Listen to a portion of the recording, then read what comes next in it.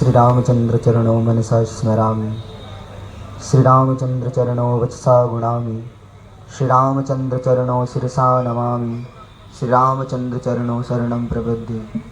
बोले श्यावर रामचंद्र भगवान की जय। योगेश्वर भगवान श्री कृष्ण की जय। भगवान सदाशिव की जय। जैसा कि आप सभी को ज्ञात है, आज हम षष्ठी महोत्सव मनाने के लिए एकत्र हुए हैं। विश्व हिंदू परिषद के 60 वर्ष पूर्ण होने पर ऐसे हम यहाँ एकत्र हुए। और मैं थोड़ा सा आपको पीछे ले जाना चाहूँगा विषय में, क्योंकि जितने भी यहाँ बंधुवर बैठे हैं सब अध्ययनशील हैं या अध्ययन कर चुके हैं, अर्थात पढ़े लिखे ही बैठे हैं। और जो इधर उधर वो भी विचार करना और समझने का प्रयास करना। विश्व के अंदर 4 के लिए आई उन संस्करणियों ने इन सब विषयों पर कहीं ना कहीं धावा बोला। समय बता देना मुझे, कितने समय बोलना है। हाँ, सबने इन्हीं विषयों पर कहीं ना कहीं धावा बोला। पहले लोग जितने यहाँ पर आक्रमणकारी आए, एक विषय उनका प्रमुख था, उन्होंने भारत में आकर एक काम किया, क्योंकि भारत को सोचा ऐसे तो भारत को तोड़ सकते नहीं हैं, तो भारत को तोड़ने के लिए कुछ मान बिंदुओं पर प्रहार किया जाए। उनमें से एक मान बिंदु थे हमारे मठ मंदिर। जितने भी विदेशी आक्रमणकारी आए, विदेशी आक्रमणकारियों ने आकर के भारत के मठ मंदिरों को तोड़ा गया और अकेले मुगल काल खंड के अंदर हिंदुस्तान के कई हजार, लगभग 3000 प्रमुख मंदिर तोड़े गए। और मंदिरों को तोड़ने का उद्देश्य केवल मंदिर तोड़ना नहीं, स्थान हटाना नहीं, मंदिर तोड़ने का उद्देश्य था कि भारतीय संस्कृति के मान बिंदु पर प्रहार करना। और ऐसा प्रहार करना क्योंकि मठ मंदिर केवल पूजा करने का स्थान नहीं है।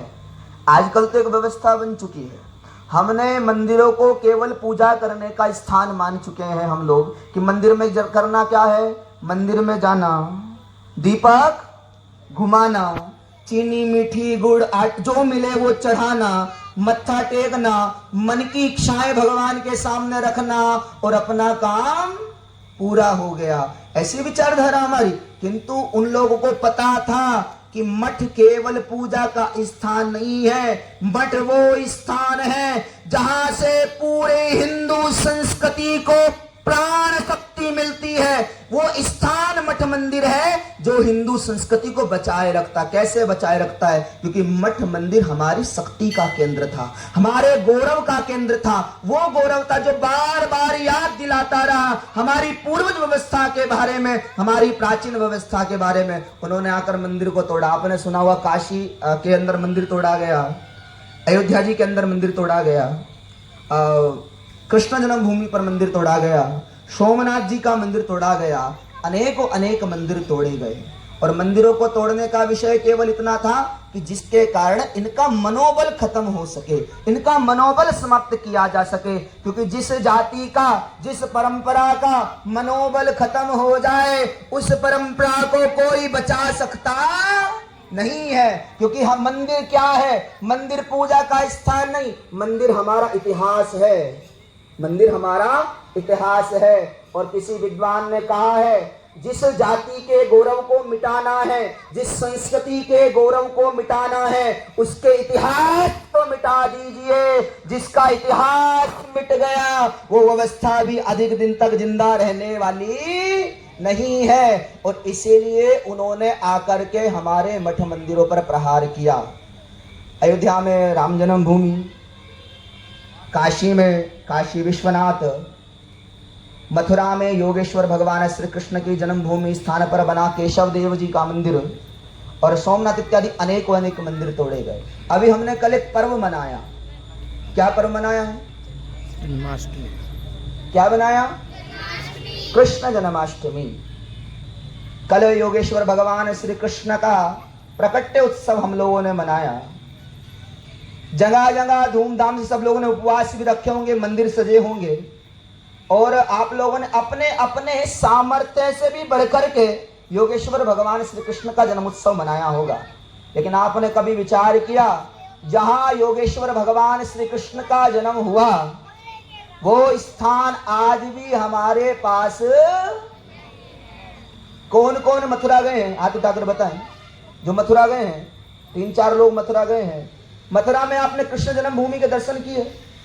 जहां कृष्ण जन्मभूमि है, सचमुच बताऊं तो वहां वास्तविक मंदिर नहीं है। असली मंदिर कहां है? बोले जहां कृष्ण जन्मभूमि के बराबर में ईदगाह खड़ी हुई है, वहीं पर योगेश्वर भगवान श्री कृष्ण का जन्मभूमि स्थान है। वहीं पर कंस का कारागृह था। महाराज 7 बार उस मंदिर को प्रमुख तोड़ा गया। अंत में औरंगजेब के द्वारा उस मंदिर को तोड़ा गया, और औरंगजेब के द्वारा उस मंदिर को तोड़ करके हमारी व्यवस्थाओं को वहां से हटा करके उसने वहां एक ईदगाह का निर्माण कर दिया। तो एक बात बताओ, क्या हम कृष्ण का पूरा जन्मोत्सव मना पा रहे हैं? क्योंकि अभी तो हमने जन्मोत्सव के नाम पर 2-3 काम चालू किए, जबकि अब की और बहुत कम मिला वो विषय देखने को, बड़ी खुशी भी हुई। हमने एक काम किया, कृष्ण के नाम पर एक बालक को कृष्ण बनाया, एक बालक को राधा बनाई, और दोनों को नचवाना चालू कर दिया। हमने जगह जगह भोंडे गानों पर, जो गाने मैं कहूं, मैं गाना कह रहा हूं, भजन नहीं कह रहा हूं, जो गाने पिक्चर के गाने से भी भद्दे हैं, उन गानों पर हम अपने भगवानों को नचा रहे हैं। ये हमने मूर्खता का विषय काम चालू किया है। जबकि एक बार बात अच्छी हुई बड़ी, कि अब की बार वो झांकी नाचना गाना बड़ा कम मिला देखने को। मैं सरधना में था कल, और सरधना में जितने भी आगंतुक बंधु के सामने एक विषय रख रहा हूँ। सरधना में एक विषय बड़ा सुंदर लगा। रामतलय मंदिर में एक झांकी बनाई गई भारत माता की, और भारत माता की झांकी बनाकर उसके नीचे स्लोगन लिखे हुए थे, बांग्लादेशियों भारत छोड़ो, रोहिंग्याओं भारत छोड़ो, हिंदू संस्कृति को बचाओ। ये सब स्लोगन लगे हुए थे। वास्तविकता क्या है? हम धर्म से दूर हो गए। जिस कृष्ण का जन्म उत्सव हम मना रहे हैं, सचमुच में उसकी जन्मभूमि भी हमारे पास नहीं है। तो क्या हम पूरा जन्मोत्सव मना पा रहे हैं? क्या पूरा जन्मोत्सव कब मनेगा? जब मनेगा जैसे अयोध्या के अंदर 500 वर्ष पश्चात मर्यादा पुरुषोत्तम भगवान श्री रामचंद्र का भव्य एवं दिव्य स्वरूप उसी स्थान पर प्रतिष्ठित हुआ, जिस स्थान पर कभी मर्यादा पुरुषोत्तम भगवान श्री रामचंद्र का जन्म हुआ था। इसी प्रकार जब तक योगेश्वर भगवान श्री कृष्ण चंद्र के वास्तविक जन्मभूमि पर योगेश्वर भगवान श्री कृष्ण के वास्तविक मंदिर का निर्माण नहीं हो जाता, तब तक कृष्ण जन्मभूमि भी, तब तक कृष्ण जन्माष्टमी भी आधी अधूरी है। और एक विषय और, अभी पीछे श्रावण मास गया, समय हो तो आप मुझे पॉइंट कर देना। अभी श्रावण मास गया। श्रावण मास के अंदर हमारे आसपास ग्रामीण क्षेत्रों से, नगरीय क्षेत्रों से, हरिद्वार इत्यादि, गोमुख, गंगोत्री इत्यादि क्षेत्रों से पवित्र जल ला करके भगवान शिव का अभिषेक किया गया। और आपको पता है कि जितने भी भगवान के 12 ज्योतिर्लिंग हैं, कितने ज्योतिर्लिंग हैं? 12 ज्योतिर्लिंग है। सौराष्ट्रे सोमनाथम च श्रीशैले मल्लिकार्जुनम उज्जैन्यम महाकालम ओमकारम मलेश्वरम परल्याम वैद्यनाथम च डाकिन्याम भीमशंकरम सेतु वंदे तु रामेशम नागेशम दारुकावने वाराणस्य तु विश्वेशम त्र्यंबकम गोमती तटे हिमालय तु केदारम घुस्मेशम च शिवालय। ऐसे 12 ज्योतिर्लिंग भारत के अंदर है। सोमनाथ है, महाकाल है, विश्वनाथ है। इनमें से एक ज्योतिर्लिंग है विश्वनाथ। क्या नाम है? विश्वनाथ, जिसको शिव महापुराण में विश्वेश्वर भी कहकर पुकारा है। लेकिन आपको एक बात बताऊं, 12 ज्योतिर्लिंगों में एक ज्योतिर्लिंग जो भगवान विश्वनाथ का लिंग है, उसका भी वास्तविक मंदिर हमारे पास नहीं है। जहां पर भगवान सदाशिव का मंदिर है, उसी स्थान पर एक मस्जिद का निर्माण करा दिया गया औरंगजेब के द्वारा। 2 सितंबर 1669 के अंदर वहां पर एक मस्जिद का निर्माण करा दिया गया। नाम दिया गया ज्ञान व्यापी। आपने समाचार पत्रों के माध्यम से, आपने यहाँ टीवी इत्यादि के माध्यमों से जाना और उस पर समझा होगा, विचार आया होगा। ऐसा असली विश्वनाथ का मंदिर भी हमारे पास नहीं है। अब ये बताओ कि मंदिर हमारे पास आने चाहिए, नहीं आने चाहिए? कौन कौन चाहता आने चाहिए? सभी चाहते हैं। शंकर जी को सभी मानते होंगे।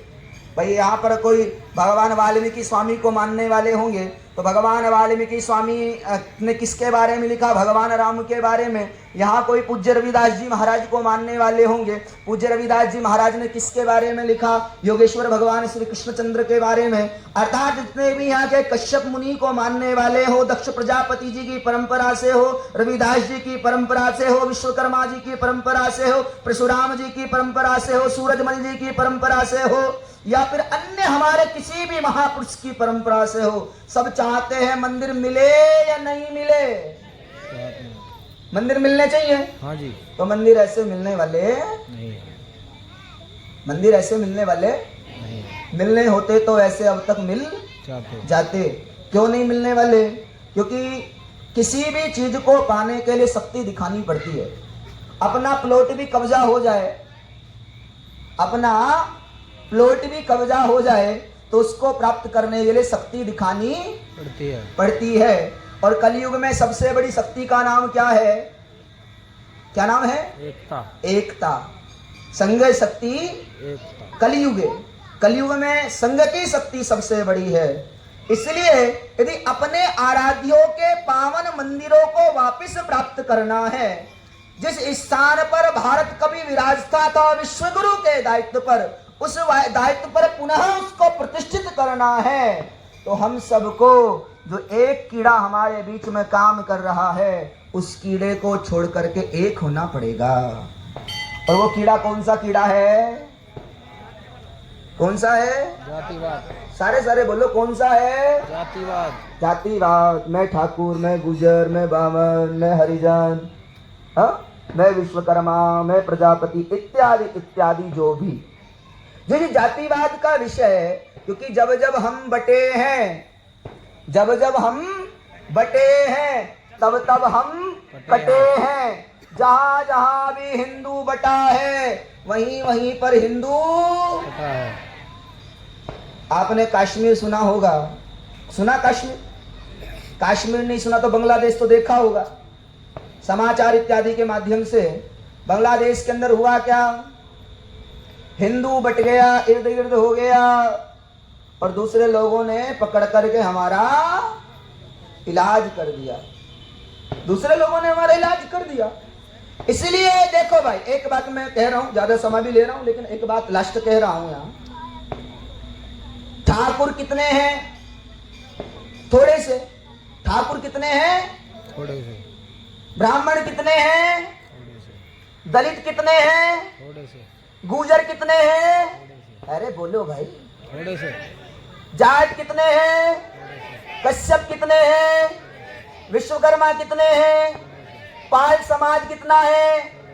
सब थोड़े थोड़े से हैं। लेकिन जो सामने मलेच्छ खड़े हुए हैं वो बहुत सारे हैं। लेकिन ये सब थोड़े थोड़े हैं, लेकिन एक हो जाए तो हिंदू कितना है? बोले उन मलेच्छों से दुगना तिगना है। और जब हिंदू एक हो गया तो किसी बावले कुत्ते की औकात नहीं है तुम्हारी ओर कोई देख भी सके, तुम्हारी बहन बेटियों की ओर कोई देख सके, तुम्हारी परंपरा की ओर कोई देख सके, तुम्हारे मठों की तरफ कोई देख सके, तुम्हारे कोई संतों की तरफ देख सके। और देखो भाई, अपनी बहन बेटियों को बचाना है, अपने मठों को बचाना है, अपनी संस्कृति को बचाना है, अपनी पूर्वजों की परंपरा को बचाना है, तो हिंदुओं को एक होना, हिंदुओं को एक होना पड़ेगा। बार बार तुम्हारी जाति की ओढ़नी ओढ़ करके तुम्हारे बीच में लोग आएंगे, जाति का लालच दिखाएंगे, लेकिन उनको बता देना बाकी सब जगह ठीक है, लेकिन जब हिंदू की बात है तो सबके सब एक है। बस इतनी ही शब्दों को, बस इन्हीं शब्दों को कहकर मैं अपनी वाणी को विराम दूंगा। ओमकार बिंदु संयुक्तम नित्यम ध्यायन्ति योगिनः कामदम मोक्षदम च ओमकाराय नमो नमः। शांति शांति शांति।